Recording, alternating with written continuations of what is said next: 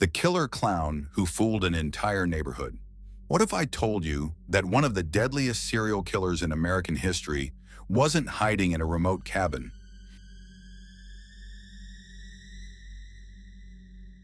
He wasn't living off the grid, and he didn't look like the monster people imagine. Instead, he lived in a quiet suburban neighborhood. He hosted neighborhood parties. He volunteered in the community. He shook hands with politicians. He made children laugh. He even dressed as a clown, a friendly clown, the kind of person parents trusted without hesitation.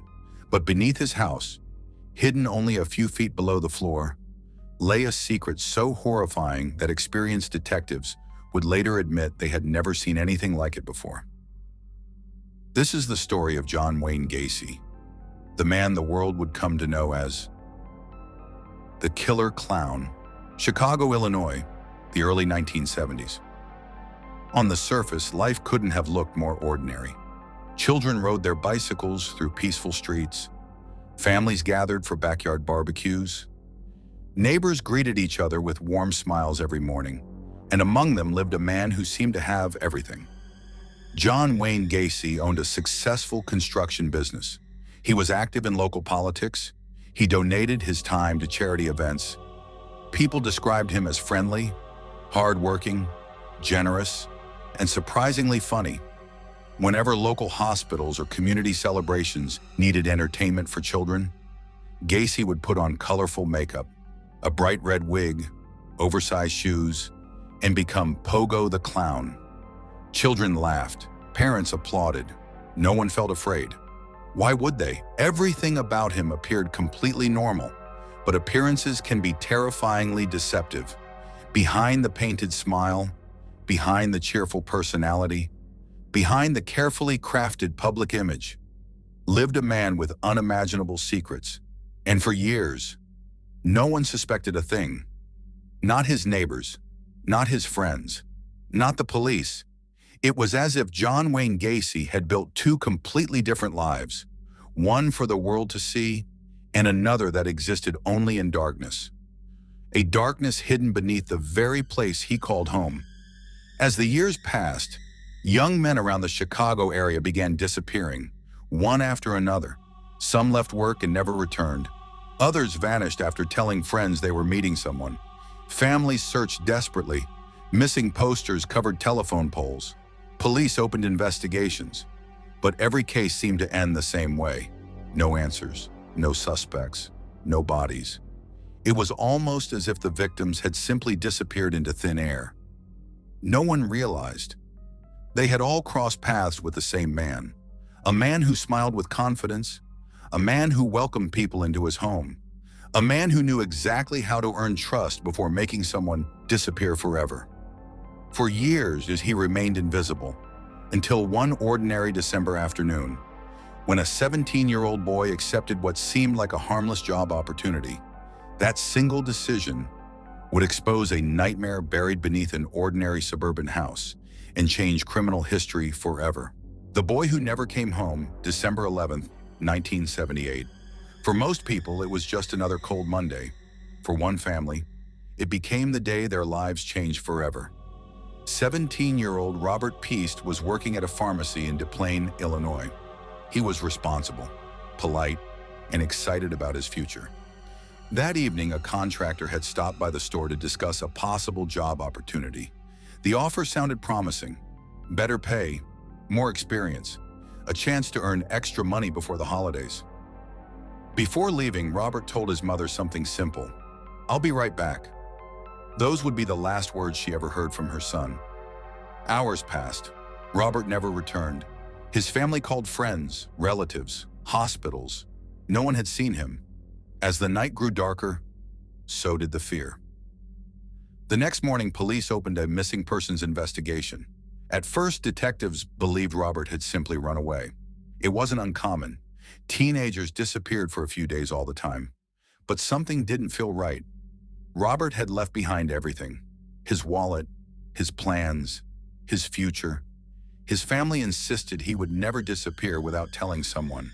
So detectives started asking a simple question: who was the last person to see Robert alive? The answer surprised them. The contractor who had offered him the job was John Wayne Gacy. At first, nothing about Gacy raised immediate alarm. He had no reason to flee. He welcomed investigators into his home. He answered questions calmly. He even laughed with the detectives. His confidence was almost unsettling. He claimed Robert never came to his house. According to Gacy, the meeting never happened, but investigators quickly noticed something strange. Small details in his story kept changing. The timeline shifted. Names were forgotten. Simple questions received complicated answers.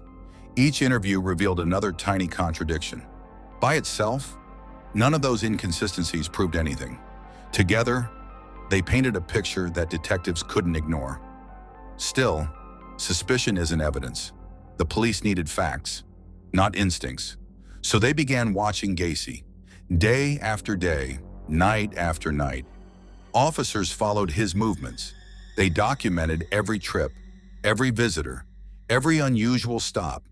And something about his behavior felt different, almost as if he knew someone was watching. Friends later recalled that Gacy seemed unusually nervous during those days. Sometimes he talked too much. Sometimes he barely spoke at all. The confident businessman who always seemed in control was beginning to crack. Then something happened that changed the entire investigation. Detectives obtained a search warrant for Gacy's home. When they arrived, the house looked exactly as they expected. Clean, comfortable, ordinary. Family photographs decorated the walls. Holiday decorations were still up. Nothing suggested that this quiet suburban home was connected to the disappearance of a teenage boy. But detectives had learned long ago that the truth rarely sits in plain sight. Sometimes it's hidden underneath. As officers slowly searched each room, one detective paused. There was an odor, faint but unmistakable. Not the smell of garbage, not sewage, something heavier, something that seemed to drift upward from beneath the floorboards. The detective looked toward the crawlspace entrance. It was small, dark, barely large enough for a grown man to squeeze inside. No one in that room knew it yet, but opening that hatch would reveal one of the darkest secrets in American criminal history.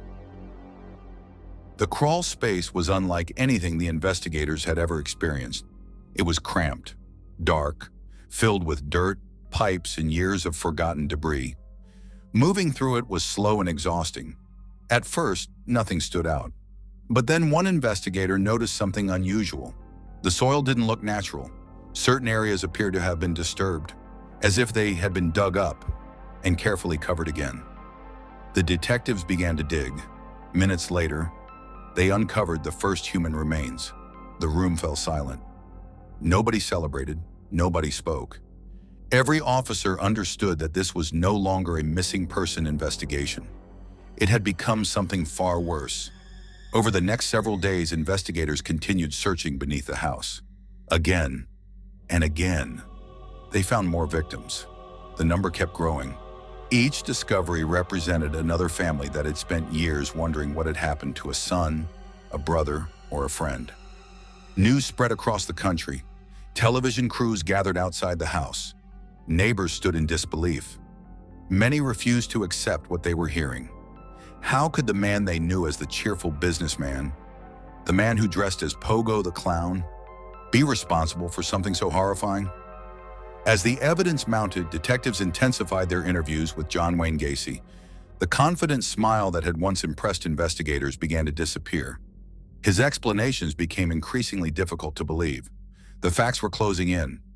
Eventually, faced with overwhelming evidence, Gacy confessed to killing numerous young men over several years. His crimes shocked the nation, not only because of their scale, but because of how ordinary his life had appeared from the outside. In 1980, John Wayne Gacy was convicted of multiple counts of murder and sentenced to death. He remained on death row for more than a decade before his execution in 1994. But even after the trial ended, the questions remained. How did one man hide such terrible crimes for so long? Why did so many warning signs go unnoticed? And how many lives might have been saved if someone had looked a little closer? The case changed the way law enforcement approached missing person investigations. It also became a chilling reminder that evil doesn't always look frightening. Sometimes it wears a smile. Sometimes it earns your trust. Sometimes it lives in the house next door. The story of John Wayne Gacy isn't remembered simply because of the crimes he committed. It's remembered because he shattered one of our most comforting beliefs, that monsters are easy to recognize. The truth is far more unsettling. The most dangerous people don't always hide in the shadows. Sometimes they stand in the brightest light, smiling, while no one realizes who they really are. So the next time you hear someone say, "He seemed like such a nice guy," remember this story, because appearances can be carefully crafted, trust can be manipulated, and history has shown that the face of evil can look completely ordinary. Thank you for watching. If you enjoy true crime stories based on real investigations, make sure to subscribe and let me know which case you'd like to see next. Stay curious and stay safe.